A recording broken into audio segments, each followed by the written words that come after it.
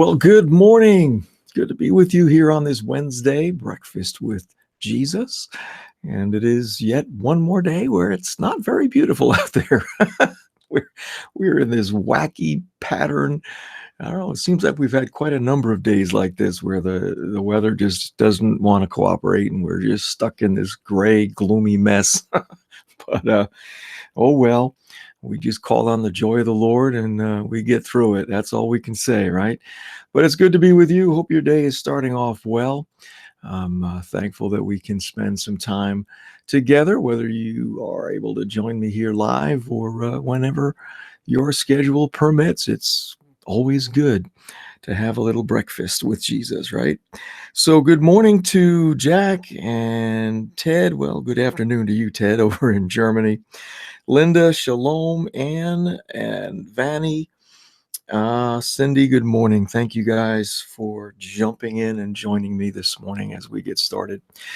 So we're kind of unpacking the parable of the sower, and we're really focused now on the good soil and the fruitfulness that is to evolve or result from the good soil.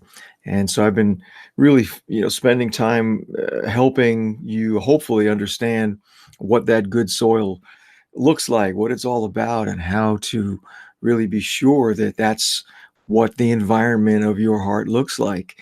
And so Jesus in describing all of this, right? Matthew 13:23 is really the verse that we're kind of parked on for a while. And so he says that the one on whom seed was sown on the good ground, this is the man who hears the word and understands it, who indeed bears fruit. And he talks about it being 160 or 30 fold, right? But the result, right? The outcome, the goal of the good soil receiving the seed of God's word is that we would bear fruit. And, this is a very common analogy that Jesus uses in the Gospels as he's teaching. And it's important that we understand what fruitfulness really means. Back in the day, uh, whenever fruitfulness was mentioned or taught, it was usually in the context of, well, how many souls have you won to Christ? It was very much based on your evangelism efforts and that you were considered fruitful if you were a soul winner. And I'm not saying that there's anything wrong with that. Obviously, we, we should be doing all that we can to share this good news with people and to help them come to a place where they say yes to the Lord. But fruitfulness really goes so much further beyond that. And it's important, I believe it's important that we understand that so that we can be actively cooperating with what the Lord wants. Because he says over and over again that we are to bear fruit and much fruit through our lives. And so, well, what is that? Well, if we go all the way back to the Genesis account when God first created mankind, Adam and Eve, right? He spoke to them, he blessed them, and he said, be fruitful, right? That fivefold mandate: be fruitful, multiply, fill the earth, subdue it, and rule. And so there he puts in motion this idea of fruitfulness, multiplication. Now, I know that the immediate interpretation of that has to do with procreation, right? Having children and filling the earth that way, increasing the population of the earth. But it's important that we understand that in those words are also the seeds of all kinds of creative capabilities, all kinds of multiplication that the Lord wants for us to engage in, that it's not just about having kids, all right? But actually having children is a picture, an analogy of the kind of creativity that we engage in and that we can engage in as sons and daughters of God. You know, when a child is conceived and born, they are the product of two people and their DNA coming together to create something that's never been seen before, a person that's never been seen before, right? Even if they're identical twins or triplets or whatever, there are still differences in each of them that make them unique. And so this principle of creativity that God put in motion in Genesis is something that we are able to continue in on many different levels in many different ways. So for me, and again, I'm just sharing with you what I've learned, what I have received from the Lord, that fruitfulness is really our creativity in action. It's us engaging in something that we've been created to do. You know, we were created by a creator and we were created to create. Okay. We're made in his image. And, you know, he basically, it's just who he is. As a creator, he must create. And we, as those made in his image, are also now out of our nature, right? We're creative. Now, I know that that raises some question in many people's minds because, you know, we tend to define creativity along artistic lines, right? Well, you know, I don't know how to draw. I don't know how to, you know, paint or, you know, these beautiful pictures and all this sort of thing. I'm not, you know, graceful to dance, or I don't have a good voice. I can't sing, or I don't know how to play an instrument. You know, we define creativity along artistic lines and rob ourselves of the full variety of creativity that's out there. And really, creativity is the capacity to birth something that becomes a blessing. Yeah, it's the best way that I know how to describe what creativity looks like. That we get to create something, to produce something that ends up being a blessing for somebody or some group of people, right? We we figure out how to solve a problem that ends up helping many people, right? We learn how to do something that when we do that for people, they're powerfully blessed. It changes their life in some way, right? That's creativity in action. And you know, because we're made in the image of God, you know, this to me is the most amazing aspect of creativity, of this aspect of fruitfulness where I get to create. God, when he created everything, it says that at the seventh day he rested. His That creative activity that God did at that time was finished. And so he rested. But he's not stopped creating. He's just changed the means through which he creates. Now he's creating through his creations, you and I. Because again, we're made in his image. When we engage in some creative endeavor, which again is what I believe makes up this idea of fruitfulness, when we engage in that, we're an extension of his creativity. We're engaging in something that he designed us to be and to do. And so it's really, in effect, him creating through us. Now, there are varying levels of that as we grow in our awareness of this partnership with him. But even people who've never given their lives to the Lord, when they create, it's still because he has made them to do that. He's created them with the ability to do that. So it is, in effect, they're creating what he wants created. I mean, you got to get a handle on this, because there are many people who have done wonderful, amazing works of creativity throughout the history of mankind. They didn't know God, but yet they created things that were beautiful, that were a blessing in people's lives. Well, how is that possible? They didn't know God. Well, it's possible because he created them with the ability to do that. And so they became an extension of his own creativity, even outside of a relationship with him. I mean, it's a mind-blowing thing to realize that that's how far the grace of God extends.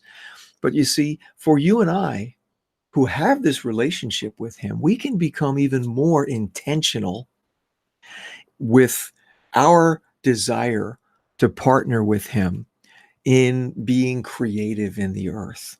Lord, what is it that you want to, move through me to bless people with? What is it that you created me for, right?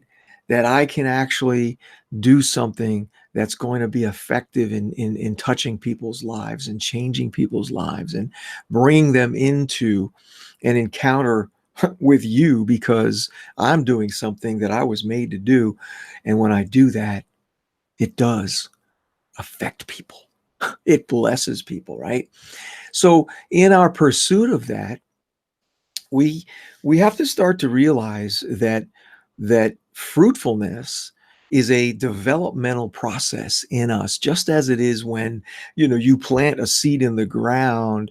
It has to go through various stages of growth and development till it is fully mature and you can maybe harvest that the fruit of that particular seed.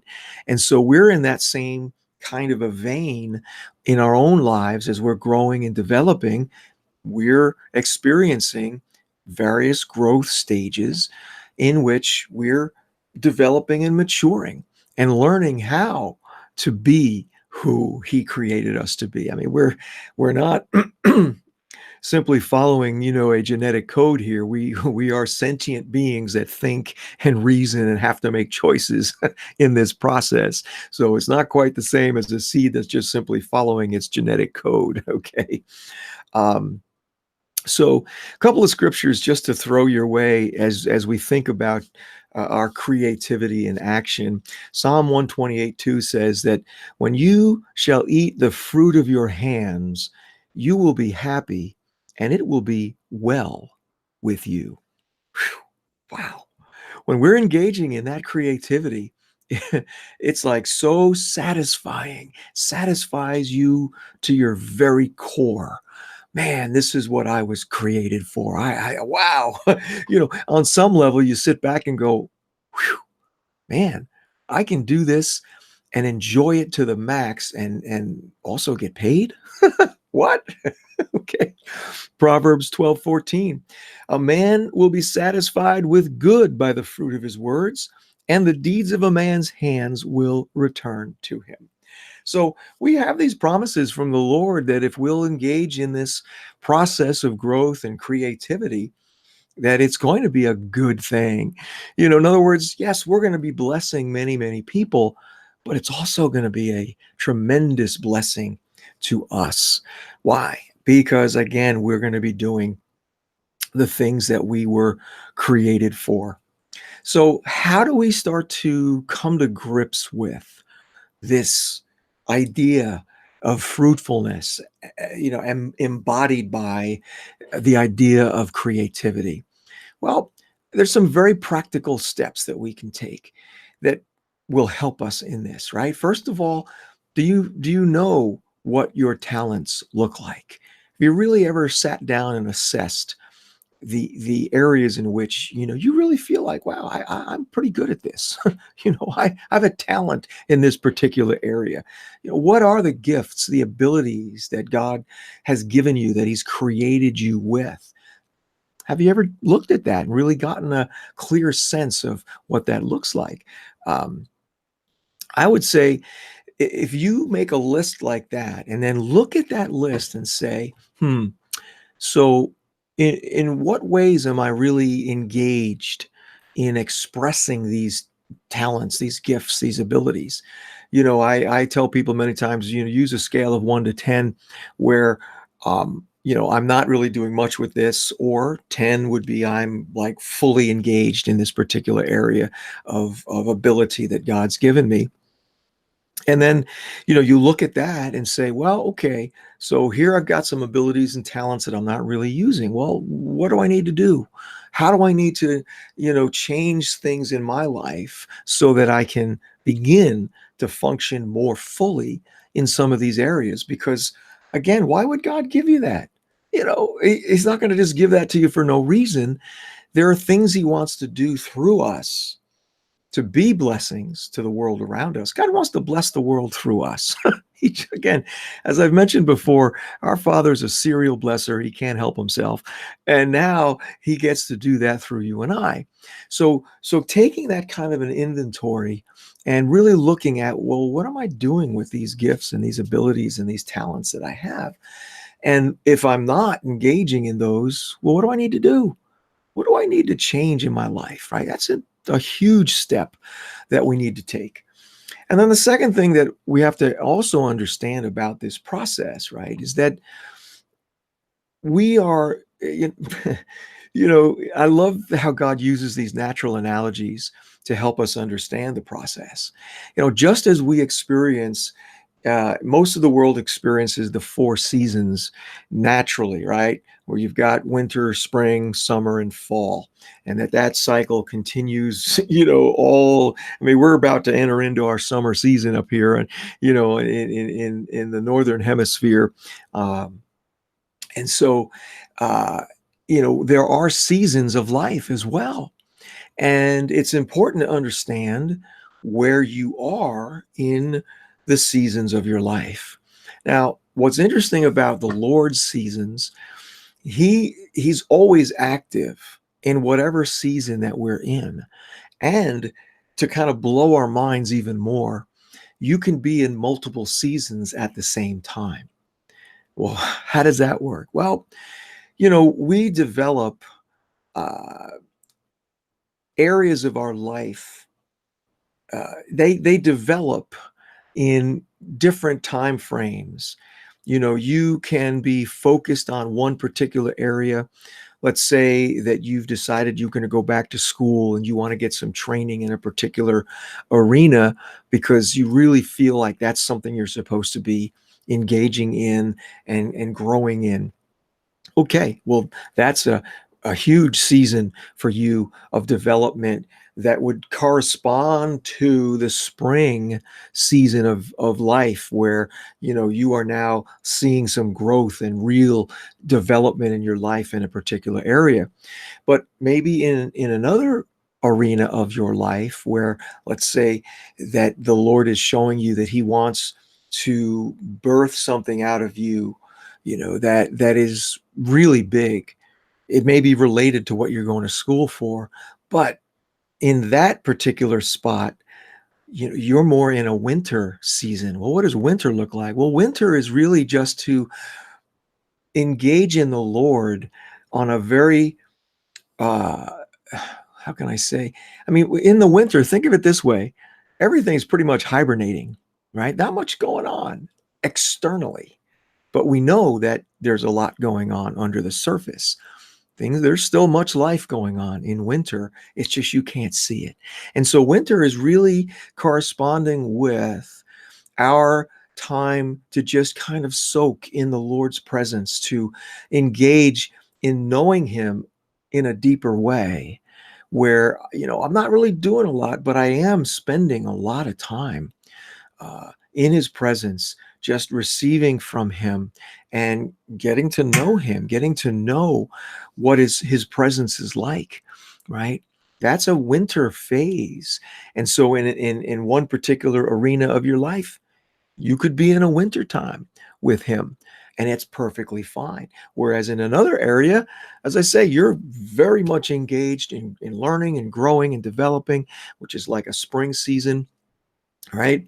Summer, that refers to the time when you're starting to really move in those things, and you're now more doing stuff. Yeah, you're still learning, you're still maturing, but there's a lot more action, a lot more doing that happens in a summer season in your life in a particular area. Again, remember, you can be in many different seasons at the same time depending on the areas of your life that you're focusing on. Then, of course, we have the fall season. Well, what is that? That's harvest time.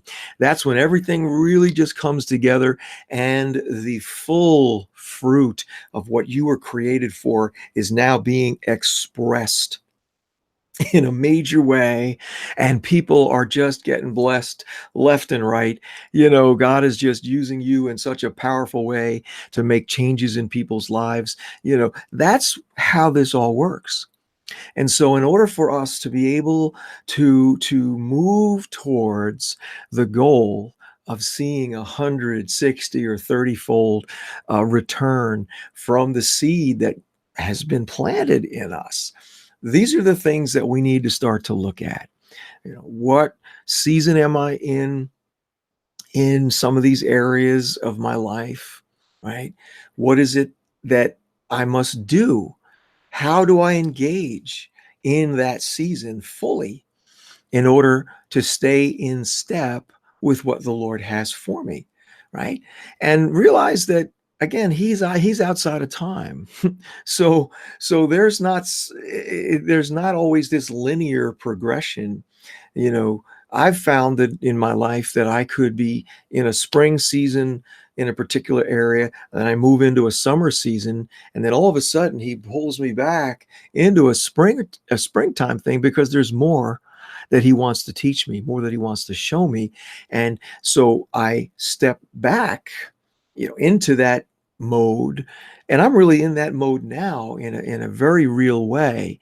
The Lord recently spoke to me and told me that I am on the equivalent of an academic sabbatical. Now, I don't know if you're familiar with the idea of a sabbatical, but folks who are in the higher education realm of college, university, and postgraduate and all this sort of thing, they will at some point in their career, maybe many times in their career, they will actually take time and step back from their teaching responsibilities to do further research, to dive deeper into their particular subject of interest. And so for me, the Lord has me in this season right now of just diving deeper into some amazing things that he is showing me that I know are going to result in tremendous fruit going forward. So, be aware that he's able to move us in and out of these seasons, but just understanding that whatever season I am in is important because he wants to accomplish something. He wants to do things in that season that are necessary for my growth and development, my ability to really encounter him and engage with him and to develop into the mature son that he has wanted for me to become all along.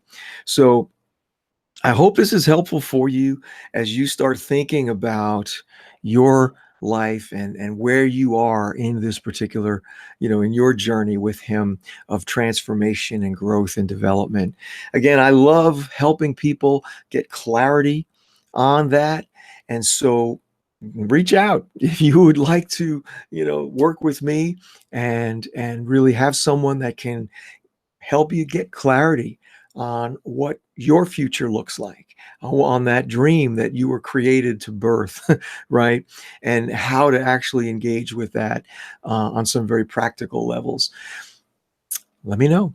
It's what I do. All right. So I really hope that's encouraging for you guys. Thank you to all of you that are so great to share this video.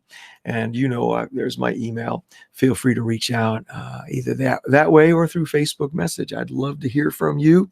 Let me say good morning to the rest to this frog in my throat. So we've got let's see, Susan and Jane and Maria. Good morning, Ronald. Good to see you. Robert, Jennifer, Bernadette. There's Jackie. How are you? Donna and Joyce, good morning. Vicky, Sharon, Simon, wow, hi from Africa.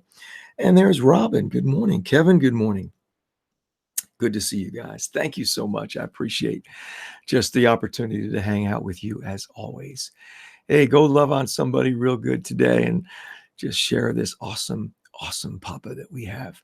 Hey, look forward to be back with you tomorrow at 8:30 Eastern for a little bit more of this stuff. We'll be uh, looking at how to increase that harvest that the Lord wants to reap through us. All right. Have an awesome day, and we'll see you tomorrow. Be blessed.